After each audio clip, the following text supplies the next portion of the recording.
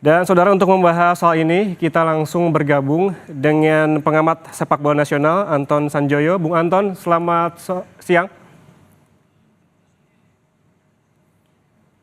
Bung Halo, Anton, selamat siang. Ya, eh, selamat siang. tanggapan Anda seperti apa?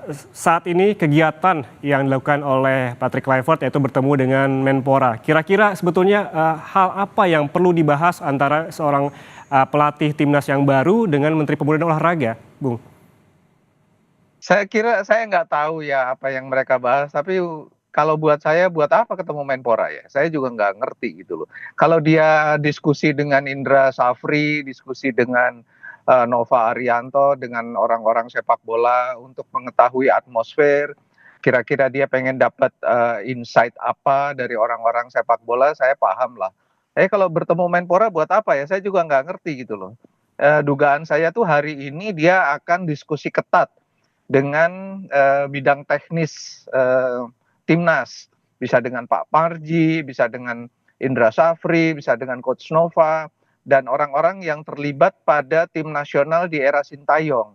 Terlibat dalam arti mulai dari urusan dapur sampai dengan urusan kamar ganti gitu loh. Jadi ya nggak tahu ya, mungkin sekedar seremoni aja ya ketemu Menpora, karena ya apa ya, mungkin basa-basi kenegaraan lah gitu kira-kira ya. Tapi kalau saya nggak bisa menebak apa yang dibicarakan dengan Mhm, Menpora gitu. mhm. Kira-kira Bung, begitu kalau saya ya. Bung Anton tadi Anda disebutkan alih-alih bertemu dengan Menpora, sebaiknya yang lebih urgent begitu, membahas sesuatu dengan PSSI. Apa saja yang perlu dibahas oleh PSSI ketika Patrick Kluivert ini tiba di Indonesia? Gini kan, dia bagaimanapun pengalaman hebat seorang pelatih, seorang pemain, kan dia tetap datang ke sebuah komunitas baru, dia perlu tahu karena kan pekerjaan utamanya kan membawa tim nasional ini ke arah yang lebih baik kan, untuk menghadapi pertandingan penting banget nanti tanggal 20 Maret itu menghadapi Australia gitu loh. Jadi ya menurut saya yang paling krusial adalah berbincang dengan orang-orang yang paling berkepentingan dan paling dekat dengan tim nasional.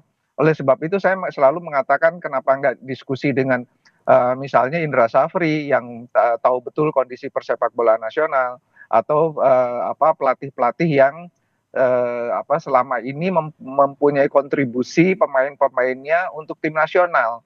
Jadi lebih konstruktif pembicaraannya tuh, benar-benar pembicaraan sepak bola, bukan pembicaraan politik gitu loh. Yang penting itu kan dia tahu betul dia butuhnya apa sekarang ya kan.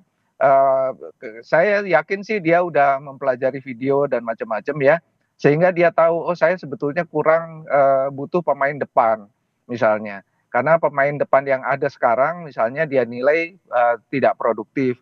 Jadi kan dia bisa tanya ke Nova Arianto, ke pelatih-pelatih, siapa kira-kira yang mampu untuk memenuhi ekspektasi saya gitu loh. Kalau tanya Menpora ya nggak ngerti lah gitu loh. Maksudnya Menpora kan tidak mengurusi hal-hal yang sangat teknis seperti itu gitu loh.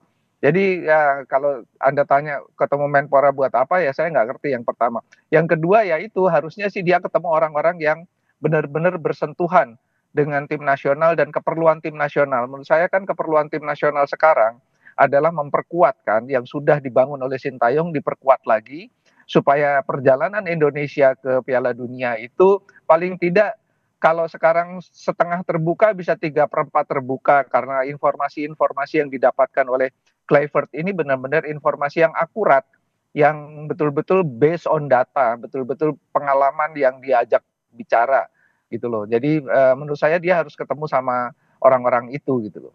Mhm, mhm. Ya, hal-hal teknis ini perlu sekali untuk diketahui oleh Patrick Kluivert ini ya, Bung.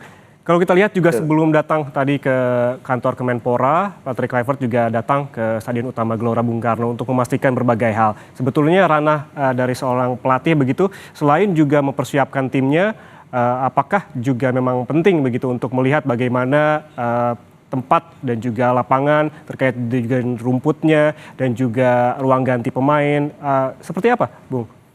Ya itu lebih ke dia kenal ambience lah, kenal lingkungan yang nanti dia akan akrabi kan sehari-hari gitu. Kalau meninjau Senayan karena akan bertanding ke Senayan ya, oke lah karena kan itu paling berapa menit gitu ya.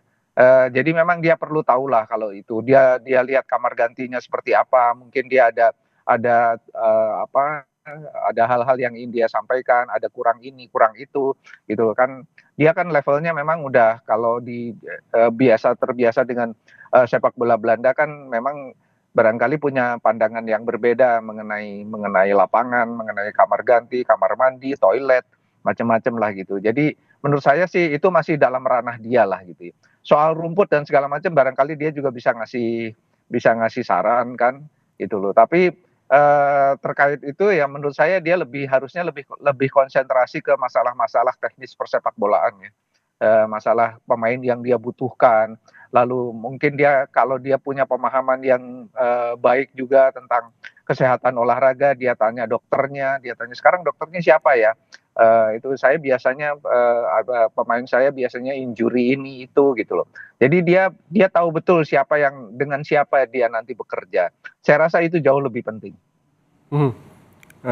Bung Anton, kalau kita lihat begitu dari agenda Patrick Kluivert ini, memang, terkait dengan seremonial begitu ya, dan memang belum diketahui kapan pula akan dilakukan latihan perdana apabila kita mengingat bahwa pertandingan terdekat saja begitu akan dilakukan pada Maret nanti begitu.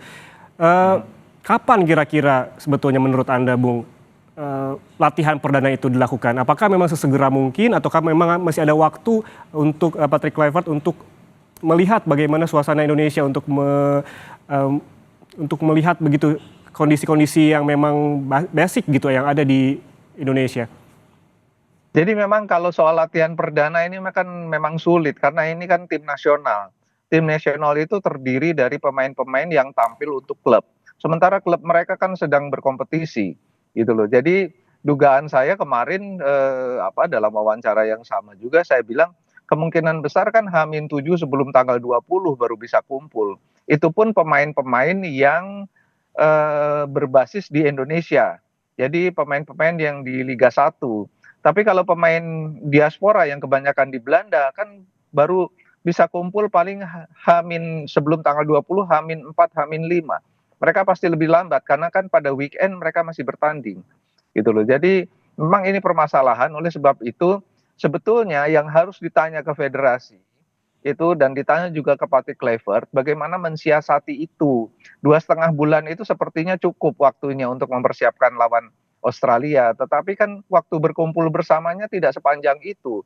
Sekarang kan masih tercerai-berai, kemarin aja ketemu pemain lokal kan hanya 5 orang kalau tidak salah, gitu loh. Jadi, inilah yang harus dipikirkan sebetulnya, teknisnya seperti apa, taktisnya seperti apa, sehingga kemudian nanti pada tanggal 20 itu mereka sudah bukan lagi menjalani, pertandingan yang, blind gitu ya, tapi memang pertandingan yang memang sudah direncanakan semua kepelatihannya. Nah ini yang menurut saya harus dipikirkan, matang-matang dan didiskusikan dengan timnya Kluivert saat ini oleh PSSI. Baik, baik, artinya sebetulnya masih banyak PR begitu yang, harus dilakukan oleh Patrick, Kluivert, termasuk juga memang bukan hanya hal-hal yang seremonial, juga hal-hal teknis termasuk dengan agenda bertemu dengan para pemain timnas begitu yang memang saat ini bukan hanya ada di Indonesia tetapi juga masih bermain di klubnya yang berada di luar negeri. Terima kasih, pengamat sepak bola nasional Anton Sanjoyo atas waktunya bersama kami di Kompas TV, sehat selalu.